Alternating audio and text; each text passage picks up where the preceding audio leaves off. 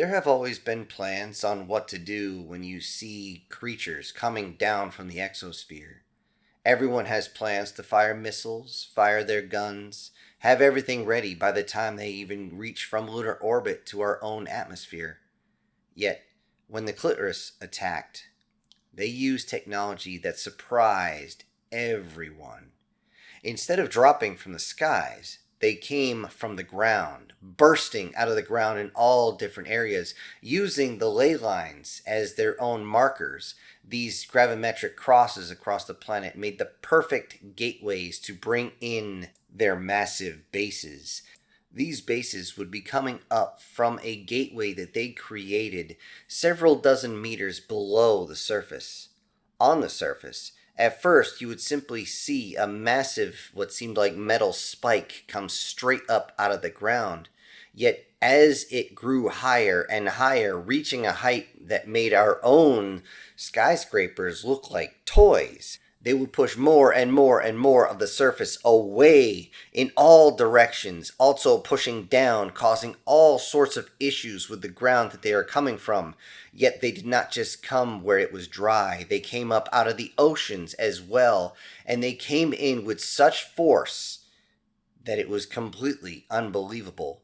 Most that saw it thought that their eyes were playing tricks on them, but sure enough, there it was, some giant metal almost spike, almost like a cone shape, but it seemed to be very gradual going towards the top, around the outside, looking almost like tree roots, all the way from the base, all the way to the top.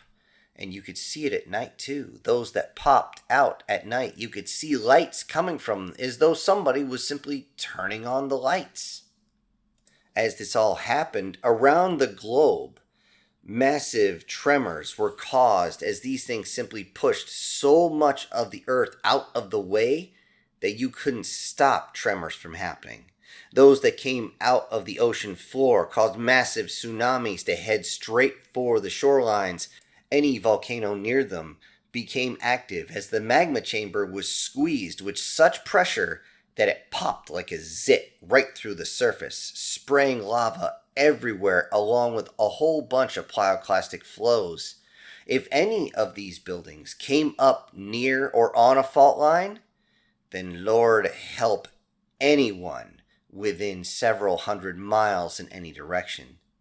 It is of note that as everyone was freaking out, trying to figure out why areas that should not feel any type of earthquakes were now feeling quakes, as they heard of volcanoes exploding and possible tsunamis, everyone went straight into survival mode. And this is what the Clitoris wanted. They wanted everybody worried about survival, and no one was looking at these massive metallic things poking out of the planet. This way, they could send out their warriors completely uncontested.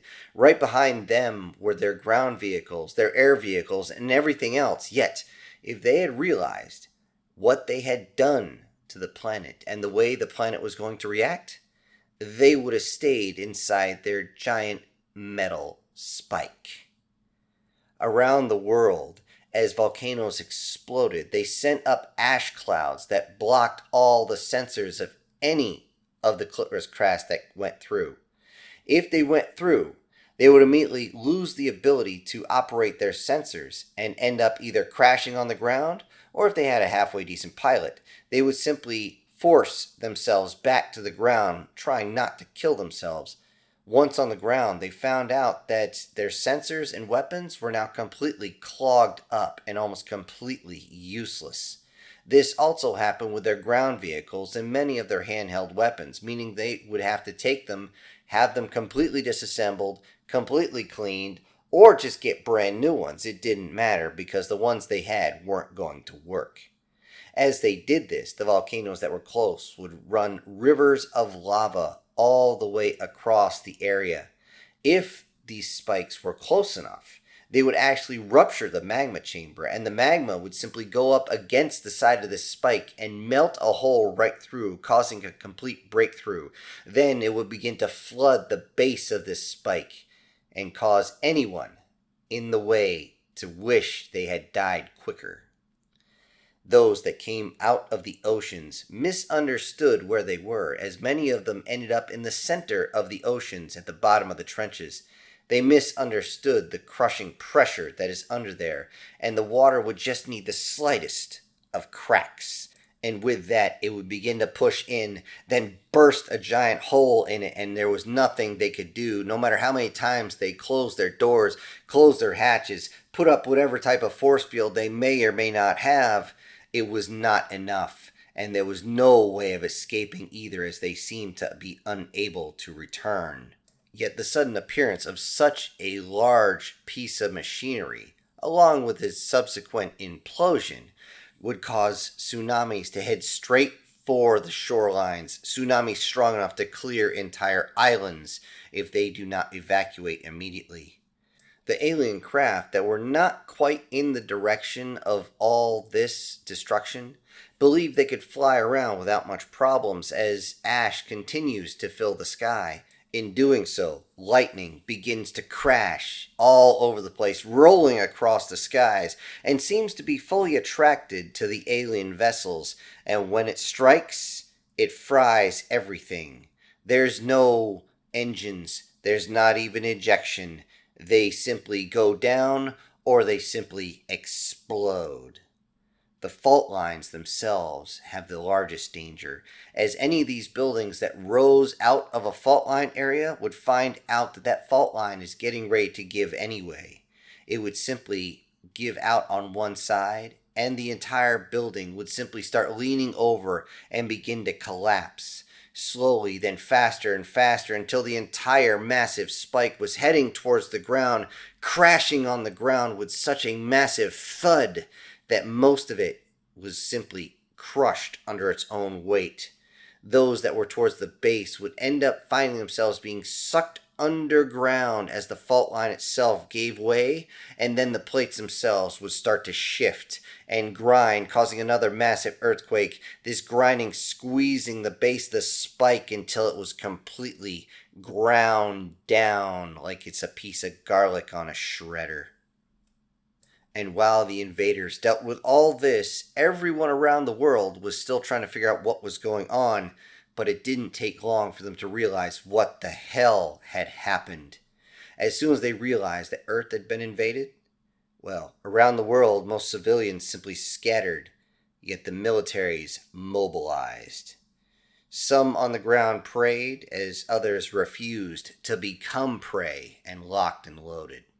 As the skies began to clear after about 2 weeks, the creatures began to strike population centers once they could get their craft in the air and working again. They would come in and try to bomb these cities flat, and usually, if they came in a large enough group, they could, as the weapons were strong enough to make the Moab look like a firecracker. Large groups seemed to move across the landscape, killing anything that even looked human. Yet they found more and more resistance, more than they expected. They expected to lose a little bit with a transfer, of course. That happens, just like you always lose someone on a jump. However, what they were dealing with was not what they were expecting. They expected a weak race that would simply run away from these energy weapons that were their primary mode of fighting. These weapons that fired purple, blue, and red bolts across the areas they cut through, everyone hit by these received third-degree burns wherever they were struck. Yet only hits to the heart and head were instantly fatal, as these would either cook the brain or cook the heart. The organs do have a high risk of cooking inside the body, but you can keep going with one kidney, one lung, hell, even one eye. And this seems to freak them out as they realize it takes a lot more to kill the indigenous, and the humans just refuse to lay down and die. They refuse to run in fear. And across the planet, they would fight with knives, 45s, and broken bottles too if they had to. Areas across the planet with lots of weapons hold out much better. However, areas with lots of weapons and a lot of training do much better. So much so that the clitorists are finding out that they're being pushed back in some areas. Other ones they can simply go through, and it seems like the population would either sit down on their knees and wait to die or run away and it was a whole lot easier to shoot an indigenous population in the back. Yet the areas where humanity did not run, the Clitless realized they were in a bit of a conundrum. The Clitoris armor is designed specifically for energy weapons. It's painted in a way that's supposed to instill fear with the bright colors, make them look like some sort of demon creature or something, causing many of the species that they run across to simply run away, and then, of course, they can just be shot or taken. The plastic composite plates are, shall we say, less than effective against ballistics by a long shot. This doesn't stop humans, however, from capturing energy weapons and using them against their adversary once the previous owner dies suddenly. Realizing they're in a bit of trouble, the Clitoris decide to adjust their tactics to try and take out food supplies, try to take out any type of resupply out there. But even as supplies run low, the humans, instead of slowing down, just keep fighting. If they have to, they take the enemy on hand to hand if they must, and they oh so much enjoy it. The invaders are far thinner than the average human, by a lot. This is why they wore the exosuits to protect them, and this allowed them to take some of the strikes from the humans. Yet, if you found one of the Clitoris outside of the exosuit, their warriors were torn to pieces. Literally. The battle to take and hold Earth ended up lasting over 2 years. Over that time, resources got tight. Resources that the Clitoris believed they could restock once they simply took out humanity, they could not get a resupply. And they were getting tighter and tighter as things went on. Yet, even though it seemed as though humanity would not have enough food to possibly sustain themselves, the emaciated humans still fought, seeming to only have one thing on their minds the whole time: kill. Even though they had this mindset, it was strange to look at humans and see them from a distance. Their sunken eyes, the skin basically hanging off their bones, the lethargic way they moved. As they saw the humans, the Clitoris warriors started to look at them and realize that if they got close, if the humans saw them, the humans would simply attack with fervor that denies logic. Being that nutrient deficient, they should barely be able to move, let alone fight. Yet, as they saw this happen, they decided to look into humanity a little bit more. And because they did, they came up with another word for humans. In Protracted, the human warriors were known as zombies. It seemed as though unless you shot them in the head, they just wouldn't die. In the depths of winter, after more than 2 years of fighting, one of these giant pillar fortresses is being breached all over. The constant airstrikes have punched holes in the side. The constant artillery has made even bigger holes, which many think they could simply fly drones in, fly them down the hallways, and strike at the center, but it seems as though they lose all signal once the drones enter. They would still explode, of course, but not to great effect, as it seemed as though the Clitoris would learn, as soon as they heard the hum of a drone's engine, they would immediately duck out to the side, putting themselves in a separate room, putting anything between them and what was about to explode. Under the cover of this artillery and airstrikes, military constantly tried to get close. Most of them could barely get within arm's reach before they were simply pushed back. Civilian militias continued to advance as well, yet they also received heavy losses. These heavy losses means barely anybody can get inside, and all of them so far have been completely repulsed once they get inside, especially since they go in guns blazing. Through one of these small holes on the far side from where the artillery is currently striking, a figure slides in, making himself as small as possible. He moves around looking, and looks back to see if anybody else makes it, and then lowers his head and gives a silent prayer for only a moment, as that is all he has to spare. He realizes no one else made it. He turns back and begins to move around the large hall. This middle-aged male made his way through the building. As he does, it's not long before he's thankful for the improved suppressor on his M14. This allowed him to move as the explosions rocked the building, and many would believe that the small crack from his weapon was simply more artillery. Inside, he realized it didn't look like hallways inside. No, they didn't go straight and then turn. There was intersections, of course, but it didn't take him long before he realized something. These looked more like veins and arteries. Realizing this, he actually paused. Remembering he was alone, he realized that he needed to stop and think this out. Looking around to make sure he wasn't going to get jumped, he suddenly started to proceed deep into the structure as he realized if these halls are designed like arteries, well, then he just has to follow it to its heart. As he continued, he only found a few warriors as they scurried from one area to the other. He took them down as quick as he can and continues deeper and deeper into the building. As the halls all seem to converge, they also seem to start going down. Not only do they go down, but they're going steeper and steeper to the point where he's actually on his butt trying to make sure he doesn't go anywhere. At that point, he just has a look of, fuck it, and then drops onto his pants and slides down the hallway. As it drops down more and more and more, making it go faster and faster. He tries to stop himself from saying whee as he remembers sledding as a kid. He wasn't smiling, though, as he came to a sudden stop with a loud thump. He found himself on the edge of a chamber big enough seemingly to hold a complete football game, Western or otherwise. All the creatures that heard him land actually stopped and looked at him in shock. Everyone, including him, paused for a few moments, trying to realize what the hell just happened. That is when he saw one of the enemy reach for a weapon. Seeing this, he immediately ran to the side, raising his M14, and went completely cyclic as he ran for any type of cover he could find, quickly to find out that there is no cover. The shots were coming in as he was sending out round after round after round. A shot hit his leg, then his other leg, then his arm, and he's flinching sideways. He keeps firing more and more until he's completely out of ammo, constantly switching out magazines and realizing he's got no magazines left.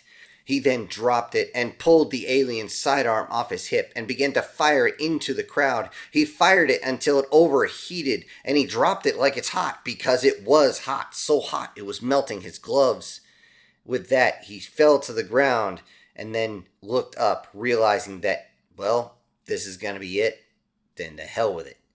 He stood up, completely defiant, and drew his blades from his belt, ready for his last stand. Then he heard a strange sound. A sound that makes the few remaining warriors in the room simply pause, freeze, stop in place.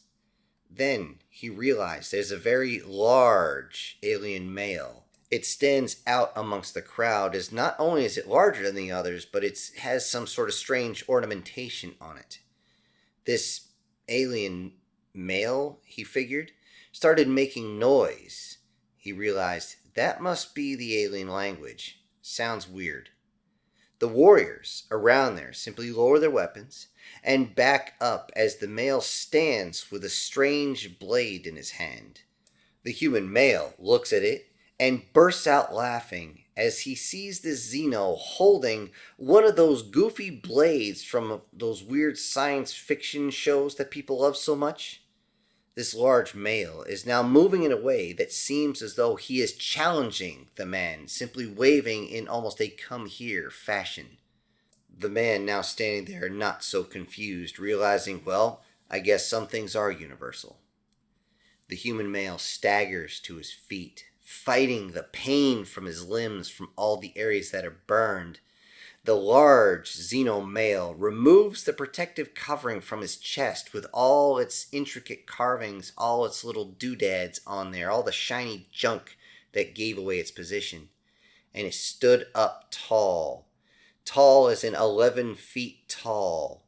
Its lanky as hell frame wasn't very imposing, especially since it looked very humanoid. 2 eyes, very small ears, a very long face, 4 fingers on each hand, 4 toes on each foot, and it seemed to be a mix between gray and blue. It was very odd to look at. It stood there, seemingly ready for a fight, waiting for the human male to get ready.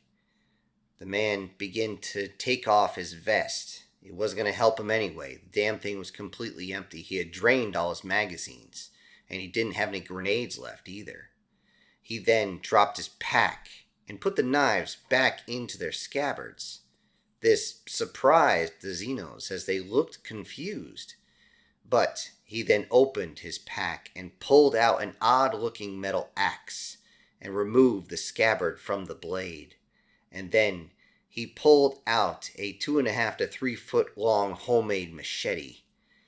The man admired his work, as he actually had to make this, as he had broke the previous one. It's a lot thicker than the store-bought one, he thought to himself. Then, before he completely got to his feet, the human male removed his shirt, and he now faced the enemy as an equal. Many of the Xenos around seemed to do a gasp at what they saw, or at least their equivalent of gasps, as the Clitoris looked at the emaciated man's body, completely covered in old scars and recent burns, many of them thinking, this thing shouldn't be alive. The human man then stepped forward, adjusting the grip on his axe and his machete as he walked. All the others watched carefully and pushed back as they did not want any piece of what was coming. They stood about 4 meters away from each other and simply looked for a moment. Then the xenomale raised his weapon over his head and roared to the sky, and seems to rile up the warriors as they all start to hoot and holler in their own language. Yet others stay silent as they seem to be staying towards the back. This is not something the man notices right away, but the man simply raised his weapon and got down, crouched into a battle stance, and simply said, "Well, are we going to talk all day? Are we going to fight?" With that outburst, there was no more hesitation, and they both charged to each other. The alien male goes in for a horizontal strike, trying to cut the human in half. The human simply ducks down onto his knees and slides forward, missing the strike and swinging hard with his axe. The axe finds its place just above the ankle area and almost completely cuts off the foot of the xenomale. The xenomale drops to one knee as he's no longer able to hold himself up, but he's not out of this fight. He immediately turns and spins around for another horizontal strike, which is stopped by the axe with a loud clang. With that, they pause for only a moment until the human man spins the axe sideways so that he can hook onto the blade and pulls it hard, taking it out of one of the hands of the xenomale. As he does, he swings the machete down hard with his other hand right into the male's head, not realizing, hey, there's 2 weapons here. And now it's over. The xenomale isn't moving, and he slowly releases the blade as it falls onto the ground, clanging on the ground, and then slowly falls back, no longer alive. The human male walks up, pulls the machete out of the skull with a sickening crunch, needing to step on the Xeno's face just to get enough leverage to pull the piece of metal out of its skull.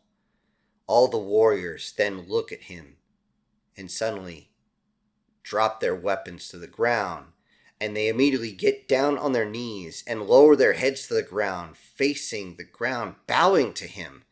The man is completely confused. Did they just surrender? He thought to himself. There was then a motion for him to walk forward towards a very large chair. To the sides were others, but these were not warriors. Their decoration was off. They also didn't seem to have the same body shape. What the hell was going on? One of these simply rises, bows low, holding a device out as far as her long arms can reach. He suddenly asked, "What's this?" A moment later, a strange sound came out of the device. Then the creature responded. And then moments later, "It is a translator," came out of the device. He was so surprised he almost dropped it.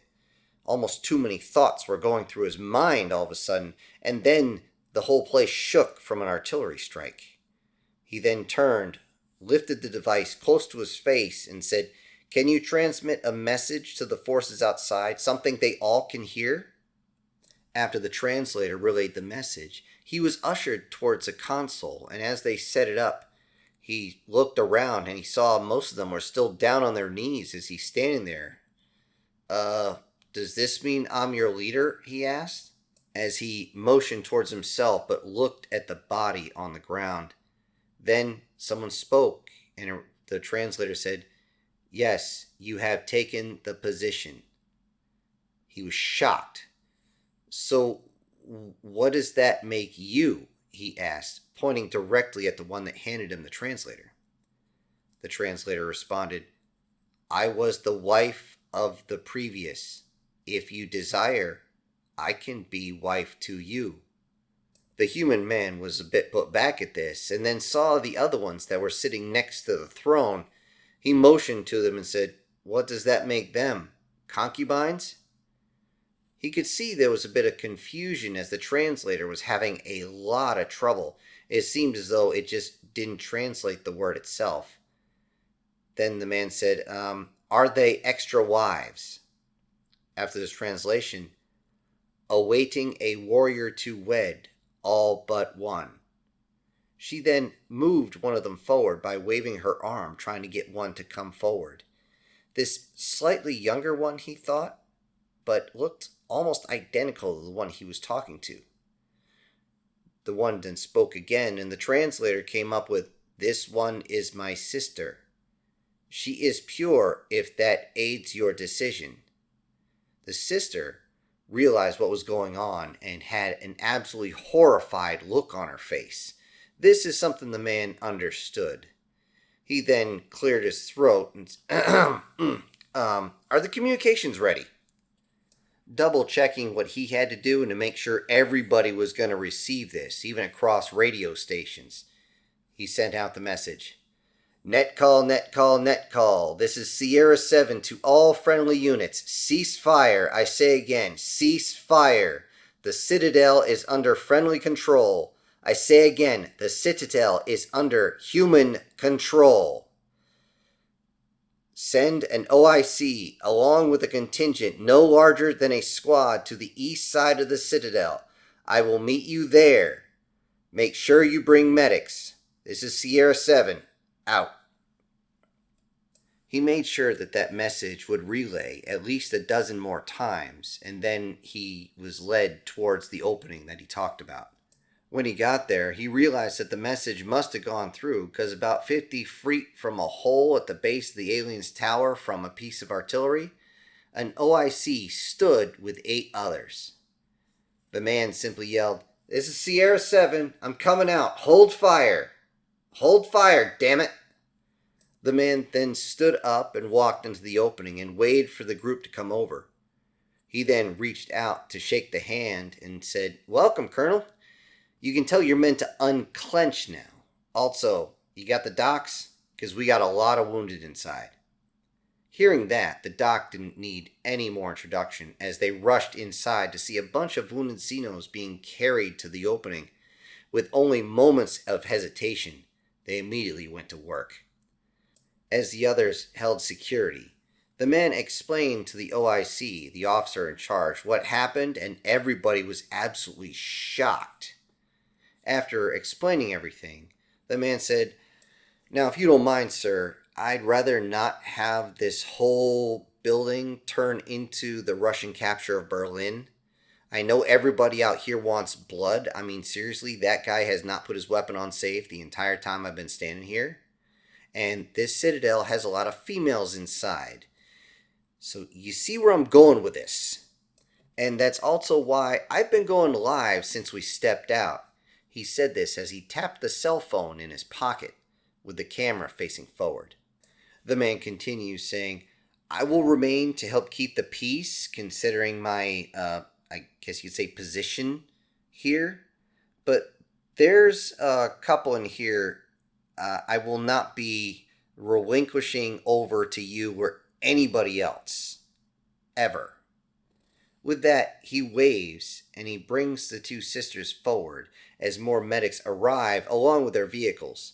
As they go by, the man actually reaches out and grabs one of them and hands them a small data drive. He says, Here, this is for your MDs. This way they don't go in blind. Make sure they get this. The medic simply nods. As the two females actually stand behind the man, the colonel looks up and says, I see. Got a thing for tall women, huh? The man says, just like that energy pistol on your hip, these are spoils of war. The colonel then says, you know, the war isn't over yet. The man says, it is for me. I am definitely getting too old for this shit. The females then say something in their own language, and very loud, too. So much so that it gets the man's and the colonel's attention. The device then relays everything. If your body is degraded, you should use our regeneration chamber. Both of the men raise their eyebrows at this and realize the implications of what they're saying, that they have this type of technology. The man simply says, I guess my war isn't over yet after all. Hello everybody, this is Syntax. Thank you so much for joining me on today's story. Before I go, I need to send out some special thank yous to a few of my supporters, and those will be Chris Dixon, MTF Guard, Erica Gem, Guardian Sage, Sir, Brian Kemp, SS Demon. Thank you all so much for supporting the channel. Everybody else, I'll see you on the next one. This is Syntax, ejecting.